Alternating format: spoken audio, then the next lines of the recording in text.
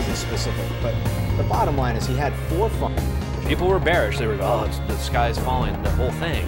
Plus a full-service restaurant that does breakfast, lunch, and dinner.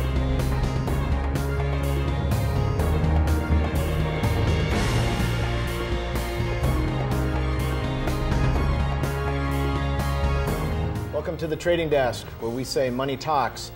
Here today with me, as usual, Matt Davio of Red Rock Partners and myself, Dave Floyd of Aspen Trading Group.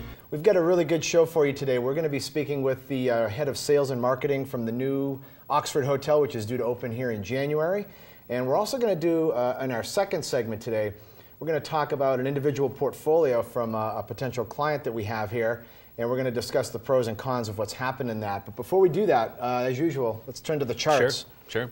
S&Ps continue to be stuck in a range. Actually, we're going to go with the dollar index start first. With the dollar first. Start with the dollar. Okay. You know, Matt, you, myself, and then Jesse, when Jesse was on the show with us, we were probably one of the few people out there that were bullish on the dollar. Yeah. Everybody down here in this pink highlighted area was bearish for the dollar. And as you can see, even though everybody was bearish, what happened? Weren't going anywhere. The price action never went lower. And we never made even though we were hitting a low for the year, we never hit that low again. This is where you have to look at your perspective of your charts. Exactly.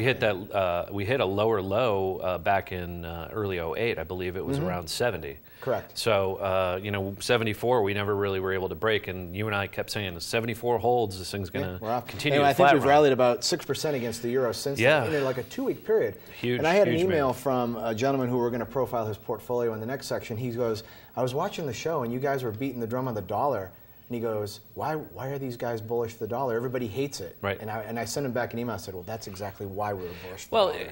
Again, to fade the consensus is not always the easiest thing to do. And it's not always advisable. And it's not always advisable, but there's a timing and there's a moment that happens like this that you have to be involved. And again, we were back the last 2 or 3 months when the dollar wasn't doing anything. Right. We were still bullish. People were bearish. They were, oh, the sky's falling, the whole thing. Right. But it wasn't going down. Like you said, there was a lot of divergences. The charts were showing momentum had weakened. Right. So the prices weren't continuing to the same pace that they had in the past. So all these things kind of come into that technical picture that we're always talking about. Exactly. And just to kind of follow, kind of wrap up our conversation on the dollar here, I got a note from a couple of sales traders today, and they're seeing a lot of short covering by hedge funds and CTAs. So I think this move is going to feed on itself for some time to come. I think it's a strong first quarter move, and I said that December 4th. And again, you have plenty of time. December 4th, this thing broke out, went from the 74s, 76s. You had plenty of time. The signs were all there. Exactly. And we're gonna talk about that in the next section. There's still time to get on board and just try it as far as I'm concerned. S&P. Yeah, go ahead. Yeah, no, the S&P here, we've been, we entered this range, Dave, back in September. We entered 1080 on the S&P back mid-September. We're trading today 1115, and we've been in that 1080, 1120 range now for about 4 months. Yeah. I think the next move, up or down, will be a 40 or 50 point move above that range or below that range. Yeah, so that's kind of where I am. I happen to agree. I think technically, we're going to have one more push higher, just due to the seasonalities, the Santa Claus rally. I know that sounds really juvenile, but there's a little bit of element of truth to it. The markets become thin, and most participants, when markets are thin, are buyers only. So you get into the holidays. So I think we're going to have one more push up. Beyond that, we'll talk about that next month. I don't really at this point.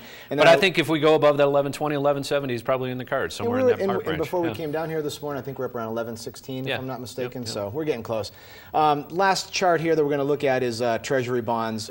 Treasury yields are moving higher. They finally broke above this resistance level. That means bond prices are going down. Interest rates go up, bond prices go down. I'm a bear on bonds going forward. Yeah, again, I've been bearish. We've been bearish the ZN for quite a while. That's the 10-year. You're basically betting that 10-year rates are going to go higher.